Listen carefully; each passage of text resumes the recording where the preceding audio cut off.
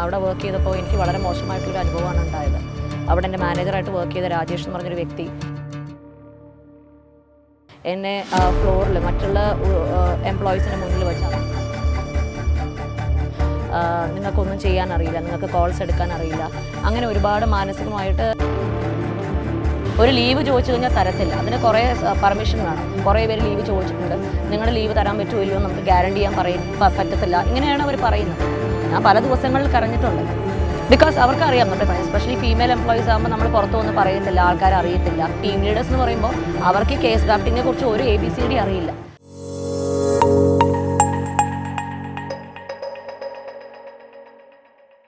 നമസ്കാരം. കഴിഞ്ഞ ദിവസങ്ങളിലൊക്കെ കേരളം ആകെ ചർച്ച ചെയ്തൊരു വിഷയമാണ് അന്ന സെബാസ്റ്റ്യൻ എന്ന ഒരു ടെക്കിയുടേത്. പൂനെയിലെ ഏണസ്റ്റ് ആൻഡ് യങ് എന്ന കമ്പനിയിൽ ജോലി ചെയ്തിരുന്നായിരുന്നു ആ കുട്ടി. കൊച്ചി സ്വദേശിയാണ്. 27 വയസ്സ് മാത്രമേ ഉണ്ടായിരുന്നുള്ളൂ. ആ സ്ഥാപനത്തിലെ അധിക ജോലി സമ്മർദ്ദം മൂലം പിന്നീട് പല രോഗങ്ങൾക്കും അടിമപ്പെടുകയും മരണത്തിന് കീഴടങ്ങുകയുമായിരുന്നു. ഇത് സംബന്ധിച്ച് അന്നയുടെ അമ്മ അനിത ഒരു കത്ത് ചെയർമാന് അയക്കുകയുണ്ടായി. ആ കത്ത് സോഷ്യൽ മീഡിയയിലൊക്കെ വൈറലായി. തുടർന്നാണ് ഇത് ചർച്ച ചെയ്തത്.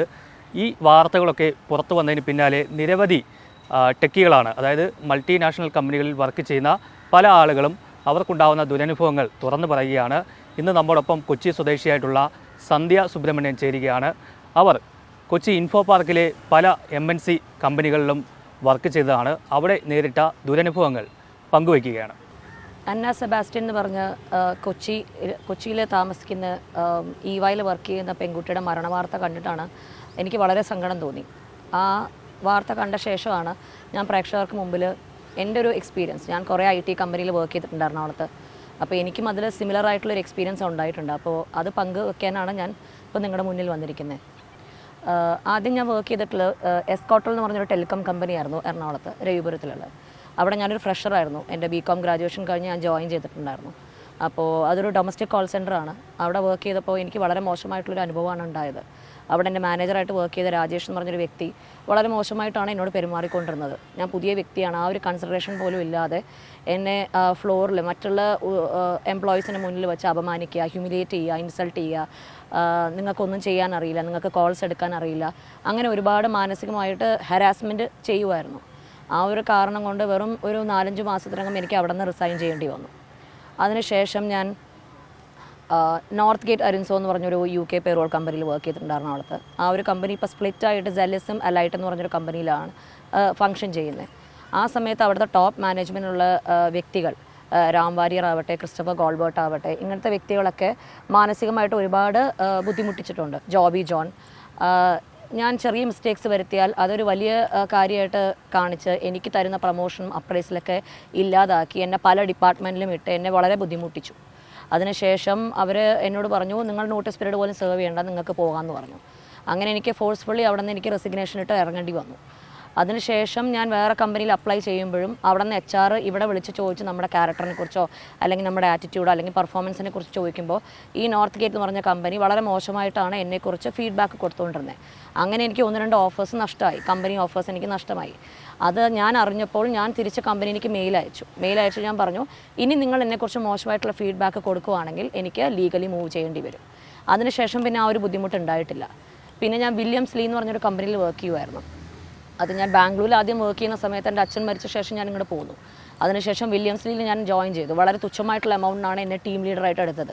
ഒരു റെഡ് ഡ്രാഗൺ എന്ന് പറഞ്ഞൊരു കമ്പനി പ്രോസസ്സിലാണ് ഞാൻ വർക്ക് ചെയ്തുകൊണ്ടിരുന്നത്. അവിടെ രാജേഷ് കൃഷ്ണ എന്ന് പറഞ്ഞൊരു ഓപ്പറേഷൻസ് മാനേജർ ഉണ്ടായിരുന്നു. പുള്ളിയുടെ താഴെ ബിജു നായർ, അയ്യപ്പൻ, വെട്രി, ദിലീപ്, ഇങ്ങനെ 4 ക്ലൈൻറ്റ് മാനേജേഴ്സ് ഉണ്ടായിരുന്നു. ഇവരും മാനസികമായിട്ട് 1.5 വർഷം എന്നെ ചൂഷണം ചെയ്തു. എൻ്റെ പെർഫോമൻസിന് ഒരു കുഴപ്പമുണ്ടായിരുന്നില്ല. 1.5 വർഷം ഞാൻ മര്യാദയ്ക്ക് വർക്ക് ചെയ്തുകൊണ്ടിരുന്നതാണ്. എനിക്ക് ലീവ് ചോദിച്ചാൽ തരില്ല. ഒരു ഫംഗ്ഷൻ വന്നാൽ, ദീപാവലി, വിഷു, ഓണം വന്നാൽ എനിക്ക് ലീവ് തരില്ല.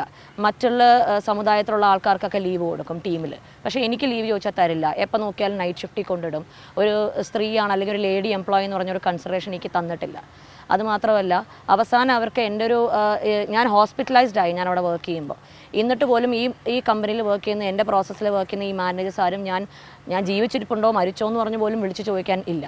അതിനുശേഷം എന്നെ ഡിസ്ചാർജ് ചെയ്ത് കഴിഞ്ഞാൽ എവിടെയോ ഞാൻ പോയി. അപ്പോൾ എന്നെ കണ്ട ശേഷം അവർ പറയുന്നത്, നിങ്ങൾ ലീവാന്ന് പറഞ്ഞിട്ട് നിങ്ങൾ പുറത്ത് കറങ്ങി നടക്കുകയാണല്ലോ എന്ന്. അതും എൻ്റെ ഓഫ് ഡേ ആണ് ഞാൻ പോയത്. അതിനുശേഷം അവരെന്നെ ഫോഴ്സ്ഫുള്ളി എന്നെ PIP എന്ന് പറഞ്ഞതിൽ കൊണ്ടിട്ടു. ഒരു റീസൺ അവർക്ക് സ്റ്റേറ്റ് ചെയ്യാനില്ല. അതുകൊണ്ട് ഞാൻ നോട്ടീസ് പീരീഡ് പോലും സെർവ് ചെയ്യാതെ ഞാൻ അവിടെ നിന്ന് ഇറങ്ങിപ്പോകുന്നതാണ്. നിങ്ങളുടെ പെർഫോമൻസ് പോരാ, അല്ലെങ്കിൽ നിങ്ങൾ മര്യാദയ്ക്ക് ഷിഫ്റ്റിന് വരുന്നില്ല, ഓരോ ചെറിയ ചെറിയ കാര്യങ്ങൾക്ക് ഇമെയിൽ ശരിക്കും ഡ്രാഫ്റ്റ് ചെയ്യുന്നില്ല, ഇങ്ങനെ ഓരോ ചെറിയ ചെറിയ കാരണങ്ങൾക്ക് അവർ നമ്മുടെ മിസ്റ്റേക്ക് കണ്ടുപിടിക്കണം. അങ്ങനെയൊന്നും ആക്ച്വലി ഉണ്ടായിട്ടില്ല. പക്ഷേ അവർ നമ്മുടെ അടുത്ത് പറയുമ്പോൾ ഇങ്ങനെയാണ് പെർഫോമൻസ് പോരാ. 1.5 വർഷം കഴിഞ്ഞാണ് അവർ പറയുന്നത് പെർഫോമൻസ് പോരാന്ന്. അതുപോലെ എൻ്റെ 6 മാസം കംപ്ലീറ്റ് ചെയ്തപ്പോൾ ഈ വില്യംസ്ലിയിൽ അവരെനിക്ക് കൺഫർമേഷൻ പോലും തന്നില്ല. പുറകെ നടന്ന് കുറേ പ്രാവശ്യം ചോദിച്ച ശേഷമാണ് 8 മാസത്തിന് ശേഷം എനിക്ക് അവർ കൺഫർമേഷൻ പോലും തരുന്നത്, പ്രൊബേഷൻ കൺഫർമേഷൻ. അത് കൂടാതെ ഞാൻ ഇപ്പോൾ അവസാനം വർക്ക് ചെയ്ത ഒരു ഫ്രാഗ്മൺ എന്ന് പറഞ്ഞൊരു കമ്പനിയാണ്, ഇവിടെ ഇൻഫോ പാർക്കിൽ ഉള്ള കമ്പനിയാണ്. അവിടെ ഞാൻ ജോയിൻ ചെയ്ത സീനിയർ ബിസിനസ് ഇമിഗ്രേഷൻ അനലിസ്റ്റായിട്ടാണ് വർക്ക് ചെയ്തത്. അവിടെയും ഞാൻ 2 ലേഡി മാനേജേഴ്സ് ടീം ലീഡറിന് താഴെയാണ് വർക്ക് ചെയ്തത്, ദിവ്യ ഉണ്ണികൃഷ്ണനും സൗമിത്ര എന്ന് പറഞ്ഞിട്ട്. ഇവർ രണ്ടുപേരും വർക്ക് ചെയ്യുന്നത് മറ്റേ ഡെന്നിസ് ജോസഫിൻ്റെ താഴെയാണ്. ഇവരും മാനസികമായിട്ട് ഒരുപാട് ചൂഷണം ചെയ്യുമായിരുന്നു. ബയസ്ഡ് ആണ്, ഈ പാർഷ്യലായിട്ട് ട്രീറ്റ് ചെയ്യും. ടീമിൽ ചിലവർക്ക് നല്ല കൺസിഡറേഷൻ കൊടുക്കും, ചിലവർക്കില്ല. വളരെ ചെറിയ ചെറിയ മിസ്റ്റേക്ക് ആണെങ്കിൽ അത് ഹൈലൈറ്റ് ചെയ്ത് കാണിക്കും. റിപ്പോർട്ട് അയക്കുമ്പോഴും അത് നിങ്ങളുടെ പെർഫോമൻസ് മോശമാണ്, നിങ്ങളെന്താ ഇങ്ങനെ, ഒരു സീരിയസ്നെസ് ഇല്ല, ഇങ്ങനെ പറഞ്ഞ് പറയുമായിരുന്നു. അതുമാത്രമല്ല, രാവിലെ 8:30 വർക്ക് തുടങ്ങിക്കഴിഞ്ഞാൽ രാത്രി 12 മണി 1 മണി വരെയൊക്കെയാണ് ഞാൻ ഇന്ന് വർക്ക് ചെയ്തുകൊണ്ടിരുന്നത്. ഈവൻ വർക്ക് ഫ്രം ഹോം ആയാൽ പോലും ലാപ്ടോപ്പിൽ നമ്മൾ ഇന്ന് വർക്ക് ചെയ്യുമ്പോൾ ഇത്ര സ്ട്രെസ്ഫുള്ളായിട്ട് ടീമിൽ വളരെ ബിലോ പെർഫോമേഴ്സിൻ്റെ ഫയൽസ് നോക്കി കണ്ടുപിടിച്ച് എനിക്ക് തരുമായിരുന്നു. എൻ്റെ വർക്ക് നല്ലതായതുകൊണ്ടാണ് അവരെന്നെ ക്വാളിറ്റി റിവ്യൂവർ ആക്കിയത്. അതുകൂടാതെ ഈ മോശമായിട്ട് പെർഫോം ചെയ്യുന്ന ആൾക്കാരുടെ ഫയൽസ് എനിക്ക് തന്ന് എന്നെ മാനസികമായിട്ട് ബുദ്ധിമുട്ടിക്കുമായിരുന്നു. ഓരോ വർക്കും അത് റീവർക്കാണ്. അവർ ചെയ്തു തരുന്ന വർക്ക് ക്വാളിറ്റി എന്ന് പറഞ്ഞാൽ ചെറിയ ചെറിയ മിസ്റ്റേക്സ് നമുക്ക് കറക്റ്റ് ചെയ്യാൻ പറ്റും. പക്ഷേ ഇതങ്ങനെയല്ല, ഇത് ഫുൾ റീവർക്കാണ്. ഓരോ ഫയലും ചെയ്യുമ്പോൾ നമുക്ക് 3 മണിക്കൂറെങ്കിലും എടുക്കും. അതുമാത്രമല്ല, ഇവരുടെ കൺഫർമേഷൻ ബ്ലോക്ക് ചെയ്തു. HR വിളിച്ച് പറഞ്ഞു ഇവരുടെ കൺഫർമേഷൻ ബ്ലോക്ക് ചെയ്യണമെന്ന് പറഞ്ഞു. അതുകൂടാതെ എനിക്ക് സാലറി ഹൈക്ക് തന്നില്ല, എൻ്റെ അപ്രൈസൽ ബ്ലോക്ക് ചെയ്തു. എനിക്ക് റേറ്റിംഗ് തരുന്നത് വളരെ തുച്ഛമായിട്ടുള്ള ചെറിയ മോശമായിട്ടുള്ളൊരു റേറ്റിംഗ് ആണ് തരുന്നത്. ഓരോ പാരാമീറ്റേഴ്സ് നോക്കിയിട്ട് മോശമായിട്ടുള്ള റേറ്റിംഗ് ആണ് തരുന്നത്. ഇങ്ങനെ ടീമിൽ നിന്ന് കുറേ പേര് ഈ ചൂഷണം സഹിക്കാൻ പറ്റാതെ മറ്റുള്ള ടീമുകൾക്കും പോയിട്ടുണ്ട്, അല്ലാതെ കമ്പനി മാറി പോയിട്ടുമുണ്ട്. അപ്പോൾ ഇങ്ങനെ കുറേ IT കമ്പനീസ് ഉണ്ട്. ഈ ഇൻഫോ പാർക്കിൽ തന്നെ കമ്പനീസാണ് ഞാനിപ്പോൾ പറഞ്ഞിരിക്കുന്നത്. അപ്പോൾ ഇവരെല്ലാവരും ഈ കോമൺ ആയിട്ട് നമ്മളെ ചൂഷണം ചെയ്യുന്നുണ്ട്, മെൻ്റലി ഹരാസ് ചെയ്യുന്നുണ്ട്. ഭയങ്കര മോശമായിട്ടുള്ള ടോക്സിക് വർക്ക് കൾച്ചറാണ് ഇവിടെ പിന്തുടർന്നുകൊണ്ടിരിക്കുന്നത്. അത് ആരും മുന്നോട്ടൊന്നും സംസാരിക്കുന്നില്ല. അതാണ് ഏറ്റവും വലിയ ബുദ്ധിമുട്ടുള്ള കാര്യം. സ്ത്രീകളാന്ന് പറഞ്ഞാൽ ഒന്നുകൂടി ബുദ്ധിമുട്ട് കൂടുതലാണ്. ബിക്കോസ് സ്ത്രീകളെ നോക്കിയാണ് അവർ ടാർഗറ്റ് ചെയ്തിട്ടാണ് ഈ പേഴ്സണൽ വെഞ്ചൻസ് പോലെ നമ്മളെ ടാർഗറ്റ് ചെയ്ത് നമ്മളെ ബുദ്ധിമുട്ടിക്കുക. ഇതൊരു കോമൺ ആയിട്ട് കാണുന്നൊരു കാര്യമാണ് ഈ IT കമ്പനീസിൽ. ഇത് ഭീഷണിപ്പെടുത്തലുണ്ടോ, ജോലി കളയും അങ്ങനെ? അതെ, നിങ്ങൾ പെർഫോം ചെയ്യുന്നില്ലെങ്കിൽ നിങ്ങളെ ഫയർ ചെയ്യാൻ ചാൻസ് ഉണ്ട്. നിങ്ങൾ അടുത്തൊരു 3 months ഞാൻ നിങ്ങളെ നോക്കും, നിങ്ങളുടെ പെർഫോമൻസ് എങ്ങനെയാണെന്ന് നോക്കും. അത് ശരിയായില്ലെങ്കിൽ നിങ്ങളെ പിടിച്ച് പുറത്താക്കുക, ടെർമിനേറ്റ് ചെയ്യും. ഇങ്ങനെയൊക്കെയാണ് ബ്ലാക്ക് മെയിൽ ചെയ്യുന്നത്. എത്ര മണിക്കൂർ ജോലി ചെയ്യണം? അവർ പറയുന്നത് 8:30 to 5:30 ആണ് ഈ ഫ്രാഗ്മൺ എന്ന് പറഞ്ഞ കമ്പനിയിൽ പറയാറുള്ളത്. പക്ഷേ ഈ ഫയൽ നോക്കി വരുമ്പോഴേക്കും, ബിക്കോസ് നമുക്കും ഡ്രാഫ്റ്റ് ചെയ്യാൻ ഈ കേസസ് തരും, അത് തന്നെ കുറേ സമയം എടുക്കും, ഒരു 6 to 7 hours എടുക്കും. അപ്പം തന്നെ വൈകിട്ട് 5:30 ആവും. അതിനുശേഷം നമ്മൾ ഈ മറ്റുള്ളവരുടെ വർക്കും കൂടെ ക്വാളിറ്റി ചെക്ക് ചെയ്തിട്ട് വേണം അയച്ചു കൊടുക്കാൻ. അപ്പോൾ ഈ നമുക്ക് വേണ്ടി മറ്റുള്ള ഫയൽസ് അയച്ചു കൊടുക്കുന്ന ടീം ലീഡേഴ്സ് അല്ലെങ്കിൽ ഈ അസോസിയേറ്റ് ടീം ലീഡേഴ്സ് ഉണ്ട്, അവർ വെയിറ്റ് ചെയ്യണം. അപ്പോൾ ഇത് നമ്മൾ ഹൈലൈറ്റ് ചെയ്ത് പറഞ്ഞാലും അവർ ചെവിക്കൊള്ളില്ല. പിന്നെ ആരോട് പോയി നമ്മൾ കംപ്ലയിൻറ്റ് ചെയ്യും. അതുമാത്രമല്ല, നമ്മുടെ നല്ല വർക്കുണ്ടെങ്കിൽ അത് ഹൈലൈറ്റ് ചെയ്ത് പറയത്തില്ല. ഇങ്ങനെ ഒരു നല്ല വർക്കുണ്ട്, ഇവരിങ്ങനെ അപ്രീഷിയേറ്റ് ചെയ്തു, ഓൺഷോർ ടീമിൽ കാനഡ ടീം അപ്രീഷിയേറ്റ് ചെയ്തു എന്ന് പറഞ്ഞാൽ ഒരിക്കലും പറയത്തില്ല. എൻ്റെ ബുദ്ധിമുട്ടുകൾ ഞാൻ കാനഡ ടീമിലേക്ക് ഞാൻ അറിയിച്ചു, ഓൺഷോർ ടീം. അവിടെയും ആരും ഒരു ആക്ഷനും എടുത്തില്ല. എനിക്ക് സൈ കെട്ടിട്ട് ഞാൻ അങ്ങനെ ഇറങ്ങിപ്പോന്നു. എൻ്റെ സാലറി ക്രെഡിറ്റ് ആയ ശേഷം ഞാൻ ഇറങ്ങിപ്പോന്നു. ഞാൻ നോട്ടീസ് പീരീഡ് പോലും സെർവ് ചെയ്തിട്ടില്ല. ഇങ്ങനെ കുറേ ബുദ്ധിമുട്ടുള്ളപ്പോൾ നമ്മൾ എങ്ങനെയാണ് ഒരു സ്ഥാപനത്തിൽ വിശ്വസിച്ച് കയറി ചെന്ന് നമ്മൾ ആ ഓഫർ അക്സെപ്റ്റ് ചെയ്ത് അവിടെ വർക്ക് ചെയ്യുന്നത്? ഞാൻ രാവിലെ 8:30 മണിക്കൊരു മീറ്റിംഗ് ഒക്കെ ഉണ്ടാവും, അത് തീരുമ്പോൾ ഒരു 9-9:15 ആവും. അപ്പം തൊട്ട് വർക്ക് തുടങ്ങിയിട്ട് രാത്രി 12 മണി 10 മണി, ചിലപ്പോഴൊക്കെ ഞാൻ 1 മണി 2 മണിയിലൊക്കെ ഇരുന്ന് ചെയ്തിട്ടുണ്ട്. അപ്പോൾ അതിനൊരു കോൺസ്റ്റൻ്റ് ആയിട്ടുള്ള ടൈമില്ല. ഈ ഓവർ ടൈം നമ്മൾ ചെയ്യുമ്പോഴും നമുക്ക് അതിനുള്ള പേയ്മെൻറ്റ് പോലും കിട്ടുന്നില്ല. ഒരു ലീവ് ചോദിച്ചു കഴിഞ്ഞാൽ തരത്തില്ല. അതിന് കുറേ പെർമിഷൻ വേണം. മെയിൽ അയച്ച് നമുക്ക് നോക്കാം. കുറേ പേര് ലീവ് ചോദിച്ചിട്ടുണ്ട്, നിങ്ങളുടെ ലീവ് തരാൻ പറ്റുമോ ഇല്ലയോ നമുക്ക് ഗ്യാരണ്ടി ചെയ്യാൻ പറ്റത്തില്ല. ഇങ്ങനെയാണ് അവർ പറയുന്നത്. നമ്മൾ എന്ത് ഗ്യാരണ്ടിയിലാണ് നമ്മൾ ഇത്രയും ക്വാളിഫിക്കേഷൻ എക്സ്പീരിയൻസ് ഉള്ള നമ്മൾ ഒരു IT കമ്പനിയിൽ, ഒരു BPO കമ്പനിയിൽ പോയി ജോലി ചെയ്യുമ്പോൾ ഇങ്ങനെ കുറേ ബുദ്ധിമുട്ടുകളുണ്ട്. ഇതാരും മുന്നോട്ട് വന്ന് തുറന്ന് പറയുന്നില്ല. ഇപ്പോൾ എനിക്ക് പറയണം തോന്നി, അതുകൊണ്ടാണ് ഞാൻ നിങ്ങളുടെ മുന്നിൽ വന്ന് ഇത് പറയുന്നത്. ബിക്കോസ് എന്നെ പോലെ എത്രയോ സൈലൻ്റായിട്ട് സഫർ ചെയ്യുന്ന എത്രയോ പേരുണ്ട്. എനിക്ക് ഈ ഫ്രാഗ്മണിൽ വർക്ക് ചെയ്യുമ്പോൾ മിക്ക ദിവസവും മൈഗ്രെയിൻ ആണ്. ഈ കൂടുതൽ നേരം സിസ്റ്റത്തിൽ നോക്കിയിരുന്ന് ഈ റീവർക്ക് ചെയ്യുമ്പോൾ നമ്മൾ ആകെ ഡിപ്രസ്ഡ് ആയി പോകും. ഞാൻ പല ദിവസങ്ങളിൽ കരഞ്ഞിട്ടുണ്ട്. പക്ഷേ ഞാനിതൊക്കെ ആരോട് പോയി പറയും? ഞാൻ അവിടെ ഹെഡ് ഓഫ് ദി ഡിപ്പാർട്ട്മെൻറ്റിൽ പോയി പറഞ്ഞാലും ഒരു ആക്ഷൻ അവരെടുക്കാൻ പോകുന്നില്ല. ബിക്കോസ് അവിടെ അർഹതയില്ലാത്ത കുറേ പേർക്കാണ് ഈ പ്രമോഷനും അപ്രൈസിലൊക്കെ കൊടുത്ത് ഇരുത്തിയിരിക്കുന്നത്. അവർക്കൊരു ബിസിനസ് ഇമെയിൽ പോലും ടൈപ്പ് ചെയ്യാൻ അറിഞ്ഞൂടാ, ഈ ടീം ലീഡേഴ്സിനാവട്ടെ ഈ പ്രോജക്ട് മാനേഴ്സിനാവട്ടെ. എൻ്റെ ടീമിൽ തന്നെ കുറേ ആൾക്കാരോട് ഡ്രാഫ്റ്റ് ചെയ്ത് ഹെൽപ്പ് ചെയ്തിട്ടാണ് ആ ടീം ലീഡർ എന്ന് പറഞ്ഞാൽ ദിവ്യ ഉണ്ണികൃഷ്ണൻ മെയിൽ അയച്ചുകൊണ്ടിരുന്നത്. അത് ഞാൻ വിറ്റ്നസ് ചെയ്തൊരു കാര്യമാണ്. ഇപ്പോൾ എനിക്കറിയാവുന്ന കുറേ പേര് തന്നെ പല കമ്പനിയിലേക്ക് പോയിട്ടുണ്ട്. അവർക്ക് ഈ ചൂഷണം സഹിക്കാൻ പറ്റും. 7 വർഷം 8 വർഷം അവിടെ ജോലി ചെയ്ത ആൾക്കാർ സഹി കെട്ടിട്ട് ഒന്നും നടക്കാതെയാണ് അവർ വേറെ കമ്പനിയിലേക്ക് വേറെ ഓപ്പർച്യൂണിറ്റീസ് നോക്കി പോയിട്ടുള്ളത്. അപ്പോൾ ഇതൊരു കോമൺ ആയിട്ടുള്ള കാര്യമാണ്. എല്ലാ IT കമ്പനിയിലും it is very very common.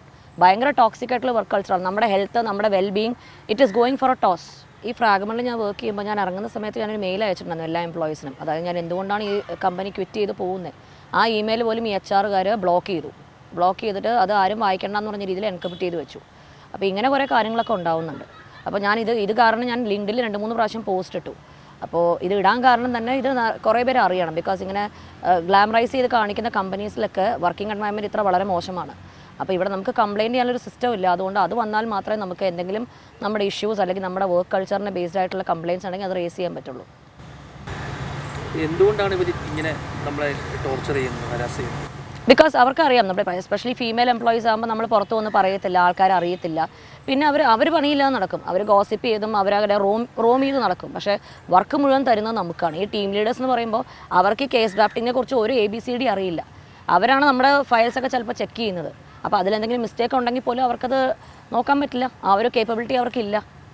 അപ്പോൾ ഇത് പറഞ്ഞിട്ടും കാര്യമില്ല.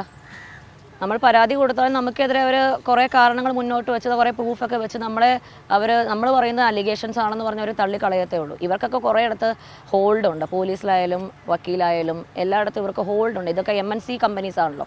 ഇവർക്കൊക്കെ ഈ പബ്ലിക്കിൽ സൊസൈറ്റിയിൽ കുറേ ആൾക്കാരായിട്ട് കണക്ഷൻസ് ഉണ്ട്. നമ്മളിപ്പോൾ ഒരു കംപ്ലയിൻറ്റ് റേസ് ചെയ്ത് ഒരു ഓർഗനൈസേഷനിൽ ഒരു ലേബർ കോർട്ടിലോ അല്ലെങ്കിൽ എവിടെയെങ്കിലും നമ്മൾ കേസ് കൊടുത്താലും അത് തള്ളിക്കളയും. ബിക്കോസ് നമുക്കവിടെ വോയിസ്, നമ്മൾ ഒരാളോ 2 ആളോ പോയിട്ട് കാര്യമില്ല. പോവുകയാണെങ്കിൽ നമ്മൾ ഗ്രൂപ്പായിട്ട് എത്രയും അഫക്റ്റഡ് ആയിട്ടുള്ള എംപ്ലോയീസ് മുന്നോട്ട് വന്ന് പോവുകയാണെങ്കിൽ മാത്രമേ ഇതിൽ എന്തെങ്കിലും ചേഞ്ച് ഉണ്ടാവുള്ളൂ. അല്ലെങ്കിൽ ഈ അന്ന സെബാസ്റ്റിനെ പോലെ കുറേ ആൾക്കാർക്ക് ഇങ്ങനെ ഒരു ദുർവിധി ഉണ്ടാവും. മിനിഞ്ഞാന്ന് ഞാൻ ഈ അന്ന സെബാസ്റ്റിൻ്റെ ന്യൂസ് കണ്ടപ്പോൾ വേറൊരു IITയിൽ പഠിച്ചൊരു ഉദ്യോഗസ്ഥൻ, പുള്ളി മെക്കൻസിയിൽ വർക്ക് ചെയ്യുമായിരുന്നു, സൗരഭ് എന്ന് പറഞ്ഞൊരു പുള്ളി ഈ വർക്ക് പ്രഷർ താങ്ങാൻ പറ്റാതെ he jump from the 9th floor. പുള്ളി താമസിക്കുന്ന ഫ്ലാറ്റിൽ നിന്ന് ചാടി ആത്മഹത്യ ചെയ്തു. പുള്ളി ആരോട് പോയി പറയും? ഒന്ന് ആലോചിച്ച് നോക്കണം. IIT IIM എന്നൊക്കെ പഠിച്ചു വന്ന് ഒരുപാട് ഹോപ്പും ഒരുപാട് ജോബ് ആസ്പിറേഷൻസ് ആയിട്ട് കയറുന്ന വ്യക്തികൾക്ക് ഇങ്ങനെ ഒരു ദുർവിധിയാണോ ഉണ്ടാവുന്നത്? നമ്മൾ മാനസികമായിട്ട് ബുദ്ധിമുട്ടിച്ച് നമ്മുടെ ടാർഗറ്റ് അച്ചീവ് ചെയ്യണം അതെന്ന് പറഞ്ഞ് നമ്മളെ ഒരുപാട് പ്രഷറൈസ് ചെയ്യുന്നുണ്ട്. നമ്മൾ എന്ത് ചെയ്യും? ഇത് എൻ്റെ അഭിപ്രായത്തിൽ ഒരു കോമൺ ആയിട്ടുള്ളൊരു സർവേ എടുക്കണം. അനോണിമസ് ആയിട്ടൊരു സർവേ എടുത്ത ശേഷം നമ്മൾ നോക്കുകയാണെങ്കിൽ മിക്ക കമ്പനീസിലും ഒരു 80 to 85% എംപ്ലോയീസും അവർ മാനസികമായിട്ട് ചൂഷണം ചെയ്യപ്പെടുന്നു എന്നേ പറയത്തുള്ളൂ. എസ്പെഷ്യലി ഇത് MNCs. ചെറിയ കമ്പനീസ് ആകുമ്പോൾ ആ ഒരു പ്രശ്നം ഉണ്ടാവില്ല ഒരു പരിധി വരെ. പക്ഷേ ഇങ്ങനെ എടുത്ത് നോക്കിയിട്ട് അങ്ങനെ ഒരു പ്രോബ്ലം ഉണ്ടെങ്കിൽ proper action should be taken. Salary ഒക്കെ വളരെ തുച്ഛമാണ്. നമുക്ക് കിട്ടുന്ന സാധാരണ ഇൻഡസ്ട്രി സ്റ്റാൻഡേർഡ്സ് വെച്ച് നോക്കുമ്പോൾ ഒരു 30 to 40% ഹൈക്ക് കിട്ടേണ്ടതാണ്. പക്ഷേ ഞാൻ എൻ്റെ പഴയ സാലറി വെച്ച് കോട്ട് ചെയ്യുമ്പോൾ അവർ പറയുന്നത് അതൊന്നും പറ്റില്ല, നമുക്കത് അഫോർഡ് ചെയ്യാൻ പറ്റില്ല, അതിനേക്കാളും കുറവായിട്ടുള്ള സാലറി തന്നിട്ടാണ് നമ്മൾ ഇത്രത്തോളം ചൂഷണം ചെയ്യുന്നത്. അപ്പോൾ അത് മറ്റുള്ള കോസ്മോപോളിറ്റൻ സിറ്റിയിൽ അങ്ങനെ ഒരു കാര്യമില്ല. ഞാൻ ബാംഗ്ലൂരിൽ വർക്ക് ചെയ്തിട്ടുള്ളവരാണ്. നമ്മൾ ചോദിക്കുന്ന സാലറി നമുക്ക് കിട്ടും, അറ്റ്ലീസ്റ്റ് നമുക്ക് കിട്ടിക്കൊണ്ടിരുന്ന സാലറി എങ്കിലും നമുക്ക് കിട്ടും. പക്ഷേ ഇവിടെ കേരളത്തിൽ കമ്പനീസിലെല്ലാം 30,000 35,000. ഏതൊരു പേപ്പർ എടുത്ത് നോക്കും, ഏതൊരു വെബ്സൈറ്റ്, ഇൻഡീഡ് ആവട്ടെ, ഏതൊരു സൈറ്റ് എടുത്ത് നോക്കിയാലും ജോബ് ഓപ്പർച്യൂണിറ്റി വരുമ്പോൾ അവർ ഇത്രേ കൊടുക്കുന്നുള്ളൂ. നിങ്ങളത് വേണമെങ്കിൽ വന്നാൽ മതി, നിങ്ങൾ വന്നില്ലെങ്കിൽ വേറെ 10 പേരുണ്ട് 20 പേരുണ്ട് അവർ വർക്ക് ചെയ്യാൻ തയ്യാറാണ്. അത് വേറൊരു കാര്യമാണ്. നമ്മളെ സാലറി തരാതെ ചൂഷണം ചെയ്യുന്നത് ഏറ്റവും വലിയൊരു ഫാക്ടറാണ്. Because people are not ready to speak out. അതാണ് ഏറ്റവും വലിയ പ്രശ്നം. ആൾക്കാർക്ക് പേടിയാണ്. നാളെ ഞാൻ എന്തെങ്കിലും സംസാരിച്ച് കഴിഞ്ഞാൽ അതെന്നെ ദോഷകരമായിട്ട് ബാധിക്കുമോ, ഞാൻ വേറൊരു സ്ഥലത്ത് കമ്പനിയിൽ വർക്ക് ചെയ്യാൻ പോയാൽ ഇവരെന്നെക്കുറിച്ച് മോശമായിട്ട് വിളിച്ചു പറയുമോ HR-നോട്. ഈ ഒരു പേടിയുള്ളത് കൊണ്ടാണ് ആൾക്കാരും മുന്നോട്ട് വരാത്തത്. ഇപ്പോൾ തന്നെ കണ്ടില്ലേ, നമ്മൾ അന്ന സെബാസ്റ്റിൻ്റെ മരണത്തിന് ശേഷം EY വർക്ക് ചെയ്യുന്ന കുറേ എംപ്ലോയീസ് തന്നെ മുന്നോട്ട് വന്ന് അവരുടെ വിഷമങ്ങളോ അല്ലെങ്കിൽ അവർ അനുഭവിച്ച കാര്യങ്ങളൊക്കെ മുന്നോട്ട് വന്ന് പറയുന്നുണ്ട്. ഇത് EYയിൽ മാത്രം ഒതുങ്ങുന്ന കാര്യമല്ല, മിക്ക MNCയിലും 90% അല്ലെങ്കിൽ ഒരു 98% MNCസിലും ഇത് തന്നെയാണ് സംഭവിക്കുന്നത്.